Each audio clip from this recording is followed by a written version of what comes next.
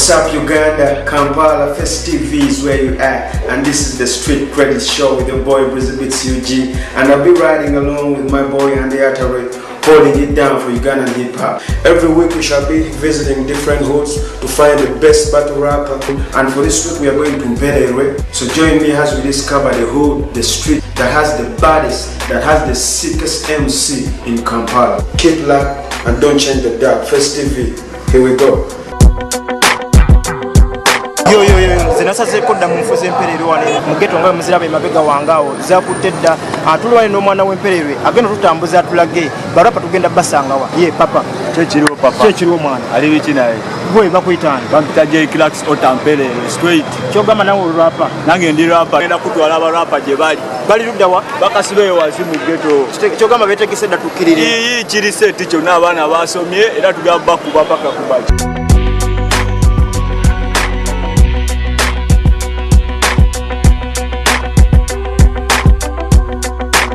geto muziraba wanene zasomye twita mu masuka naye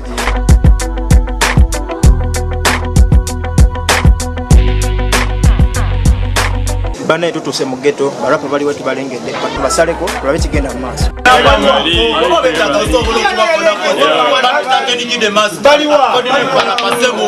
let the teacher question the master presenting refugee camp straight dangala bano be barapa baffe batugambe bali ku kyalo ky'Emperere mu mbuzi Emperere papa bakuyita tulero dawa anti chachimo I'm called static MC abana b'Emperere ngate basaga ate papa gwe bakuyita yo RSB on the microphone yenze Rush Bonito wabuli jogo wabulida naye ngo sabola okufaanana konganzo okusenga kukishinga kawo naye nga tosobola kuntuukirira kuleka ngo wangadde n'obeera bw'ebiseera bingi n'ofaanana naye nga yenze wamma Rush Bonito wowe ya batugambe bangi wano barapa twakola bakuba barapa tuba batono kuba bashinga majani ku buji nkitegeera omulala yono senior bwe chechu bakuyitana aka King Grey ninyachi King Grey soko tuwe micho inawo kutte Mike balenzi bantidde nzize ku bata abalenzi bantabukidde bagambye enzani ddalamba kubya ama rap bazudde enzani King Grey bakuyitana ye Teflon Don Bimano Mugalanda abasinga bagamba mbu Oluganda nze ndutunda nedda ntunda lulimi lw'ewaka nedda sidiringa nafuuse ensonga kati mu Uganda anti bagamba okusinga y'okuwanda Oluganda ndusesema abatesi ne balumwa emitima yenza asukuma bali mabega ndi mu maaso ombisa mu maaso barapa b'Emperere mubawulira kati bagenda kwekubamu omukomu tugenda kubana ngo tunyewo wina omu twagala kufuna champion w'Emperere omu battle let's go agenda okugula battle bamuyita B-Money omugalanda Bimano Mugalanda mu kizimbe era nga akomyewo okubasunda ku kyalo kwesibuka kanyanya eri Emperere ye tawuni yange buli bwepita mbambonga ku bakyali bange wulira meseji yange neera nga nkomyewo ku kazindalo kye nasooka okwogera kimu ne bampeerawo engalo nawuliriza enjuulu emabbali nga babuukabuuka ndayiraga Katonda mu ggulu nakubanga lugavulo nga basinga bavuluga ndi ku lusozi nabankema natandika okusikiriza emitima gyabwe batandika okujja ku bifulu byange gye mbikoleranga natandika obbasanga ageno ye TV yange sho esoose mu bulamu bwange nga tuli ku mpewo tutandika okunnyonnyola okukakasa gye twava twalyanga emmere muwogo okutaliiva nga bwe tunywa cyayi olwo ekutali byakulya nkugamba nga temuli sukaali obulamu bwali kaali Yeah, all right, look, King Grey shit. Yeah. Look out for them. Could go to Zumba, no Uganda. Balenzi bantidde. Yeah, all right, look. Man, I'm killing these niggas for real. Yeah. Jemvudde yonna abalenzi bantunuulidde bagambye oli omulenzi tajja kusobola tatunula rap naye ate mbakakasa kuba bwe nkwata maiki ntandika kuwandula butwa mu buthi bonna batidde batunulire bakuba misalaba nga bakatuliki tabukidde maiki olwozibiriza modo ya zamani dalanzani tandise okwezuula nze kimege kya rap mwena mweyise ba rap kodi naye ate nze kitabukidde walimpita lyrical devil man I kill MCs every day when I hold the mic I'm popping and cocking them bottles everybody yeah look at me Kampala you're all waiting on me man I just killed this nigga straight from Fort Portal yeah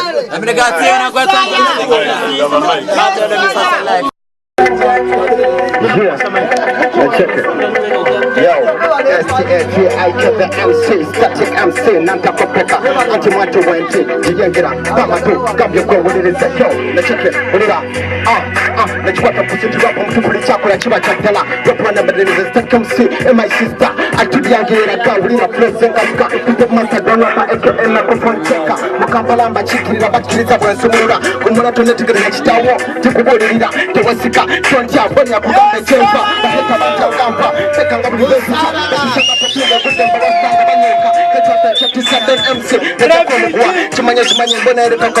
China, Baina, Nika, Dogo, Chafuka, Zimbabwe, Mafekera Pamasa, Kapafuka, Milton, Obote, the Charu Mukata, and the shepherd, the money bigger escorters and the pen, the Chamundo Gamba,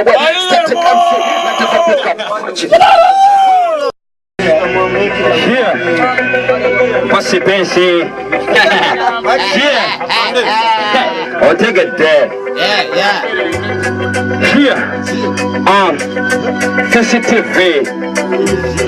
sensitive.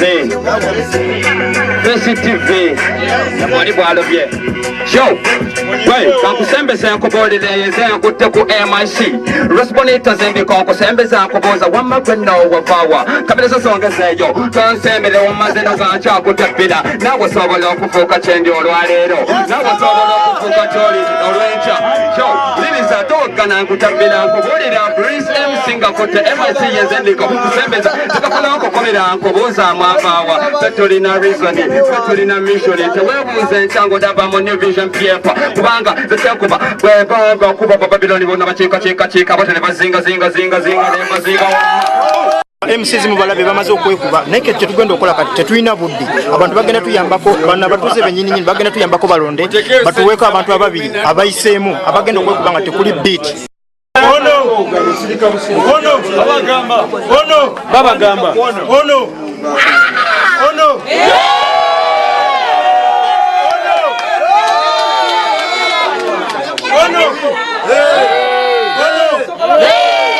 bana abantu balonze daba MCs abasinze balonze Rasbonita ne B-Money. Make some noise for B-Money and Rasbonita. Kati bano bagenda okwekuba batulondeko rap omu agenda okukiikira mperero waneno mu batolinga.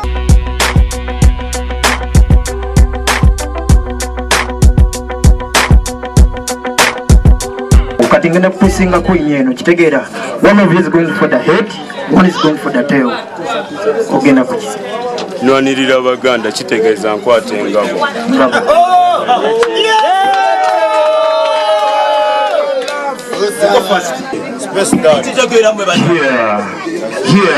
Sijja kwesoma nti nno ndi rapa wawaka naye ndeka bulesi mwana nze nenkulukuta ng'amazzi g'omugga riva Nile oba ag'ogw'omwala bwe tubuuka ddeyire gwe gusobola okugamba titutobyetobye mwana okumala akabanga ng'ebizibu tubisanga ebyawano ggwe mu ggeto tewali kusula ku mutto okuggyako okusula ku mbaawo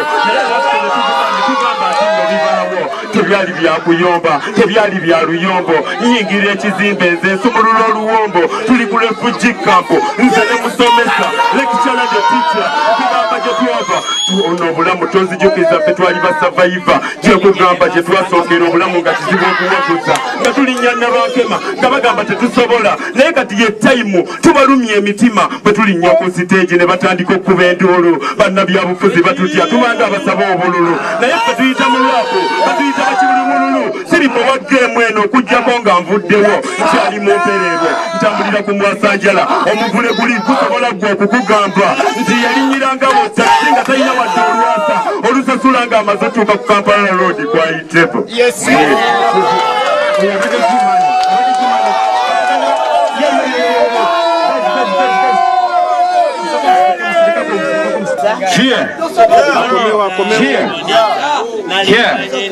Nkoboka nsemberera nga nkubuulirira zekitaawo tunuulira gwe nawe osobola okufuuka toyagala nga naffe beweegomba bikyamukyawe ebirungi bwotusembeza ebirooto byo bizukuse rise and shine omukago tunule gwekubuliranga kitaawe wamma baganda bagera nti nno akatifa amagwa bw'okusembeza mpolampola n'okuŋŋaanya osukuke sembera gwetunule waliwafula okubira lugafula bakinde tokiika mpereero obuddeko otidde lugafula kuweereza akalulu kalinnya kulengera ebiviiri salako ebiviiri ezo vane ku ntaka gwe sekubulire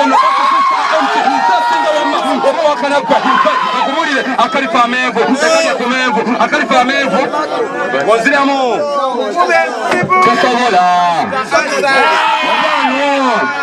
And that was our first round of the battle. And I think by now everyone out there has his own favorite. To crown the best MC from Perere, just go to our Facebook page, Street Credit Stroke Festive Uganda, and follow us on Twitter at Street Credit Stroke Festive Uganda, and drop your favorite there, Big Money and Ras Bonita. We are going for a second round of the battle. So let's go join Ande as it takes us to yo mukulikeyo eyebadde round 1 katukome for round 2 Ras Bonita Bimani bagenda kwetwa baketwala. This is round 2. ye kinewuunyisa okubwesoka si kwe kubulya ye tayimu n'ekirya koyikoyi kiyenewe bwatyo omwana bwagera nze omugalanda bwasuulawo bwetyo n'ekiryawo sisobola kwambala bummini bwe mbeera mbakyali bange sisobola kwambala bummini nga ndi baana bange sisobola kwambala burafu gomesi nga ndi baana bange sisobola kwambala ngono nga ndi bantu bange oluusi bwentambula bagamba mpunyekwawa bwetyo kibaleetera oluusi okwekyawa ebiwoowo biweekuba byebikyusizza abatuuze byebibaleetedde n'okujjukiza ebirwadde oluusi kinneewunyisa okusanga obuvubuka bwe buti nga buzoleya bakyali abalina dreadlocks olina muzi mutwe tofaanana kyoli ogezaako okweteekamba lwapa naye oyitira kunze toli mmotoka gwe kyali gwenze ndi muka onsanga mpererwe kugamba ze gyensibuka nembeera nga ntulika ngikozesanga engabo okweggama abateesi oli kikoli mu buli ssaawa mbeera nkusabira osobola okugenderwa n'omuliro mungi gukwoke okugamba oweegonga kunze nkyayimiridde mu lugafulo okugamba sivaawo tolina ngeri gy'ofaanana ogezaako okusalawo tolina kyotegeeza mu kazannyo kano ogezaako okusalawo gaba obujozi bw'oyambadde tebufaanana ggwe gezaako tunuulire engeri gy'ofaanana naawe oluusi kinneewuunyisa engeri gy'oyambala mu ngatto temuli sonko naawe wetunuulire oyambaddenga kubanga ndi wageto neewuunya lwaki ogezaako okunneerikyako masisinkana ku sitwiti mbumumeze obulevu tunuulire ekyange nze ndi bigi masafu tosobola kunneereegako okugambye n'omalako omugalanda mu lugafulo teriyannesaako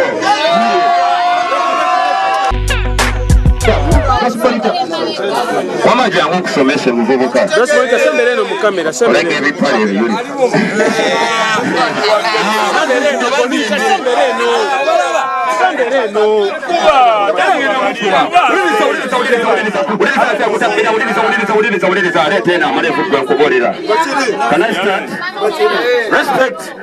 bana muleka tunyumirwemu tulemesa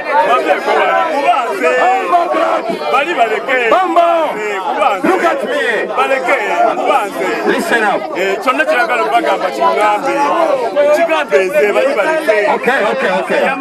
Answer your ghetto, Answer your ghetto.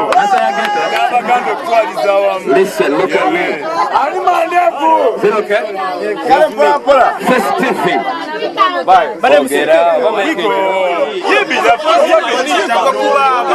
Okay. Listen up.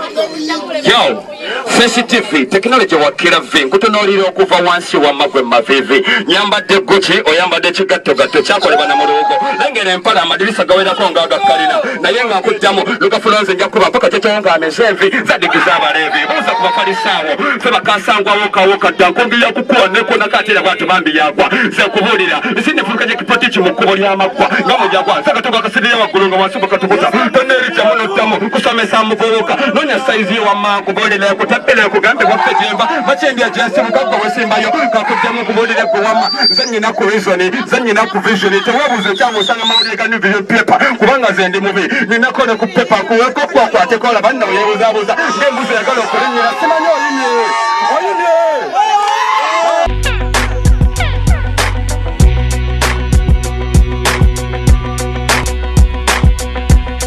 welcome back for part 3. Yeno ye part egenda okusembayo kitegeera. Ate kati round esembayo mugenda kwekuba akowa yawo muno muzindalo kitegeera. Mugenda kwekuba paka last. Esembayo. Determination.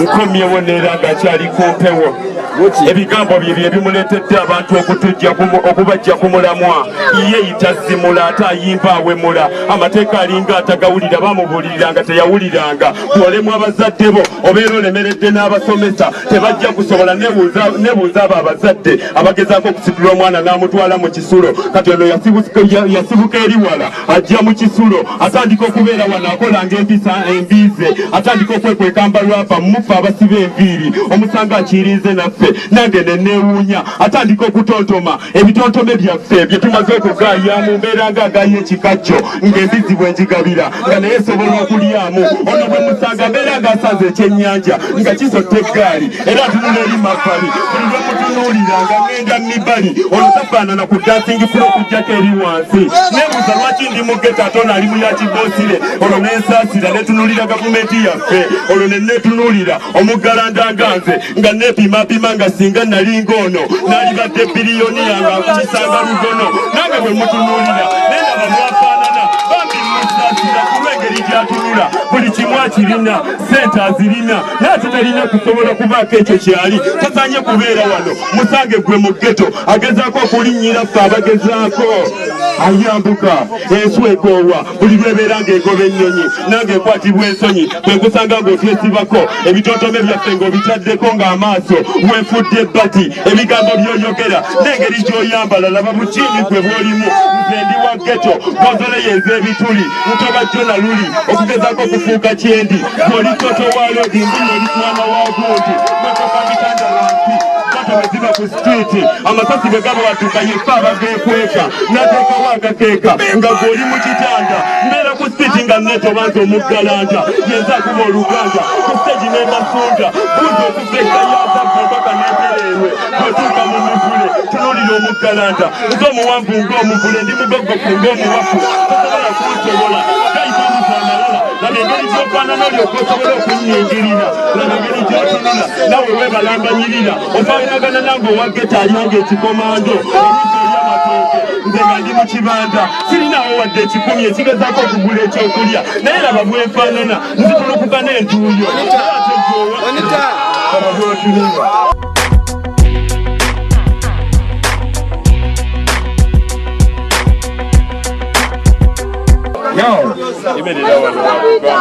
Pensa kuntegeera yimirira waliwe mwakusomesa easy like that. Hold on. Teacher coming out. I know what he said. Listen out.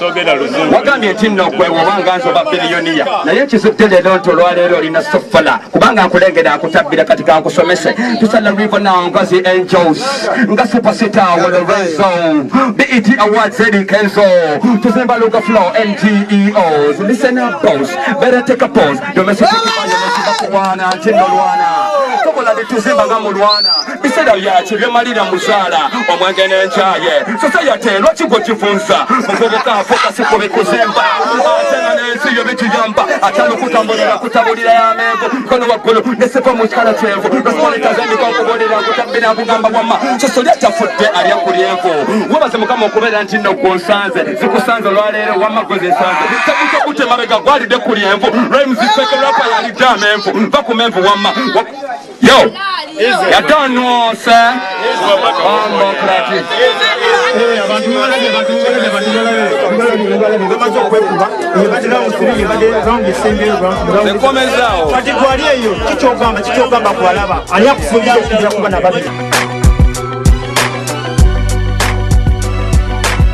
That's all we had for you this week on Street Credit.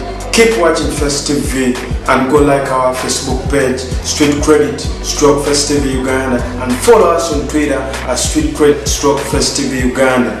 And next week we are going to the next road to discover the sickest MC. So keep locked and don't change the dial.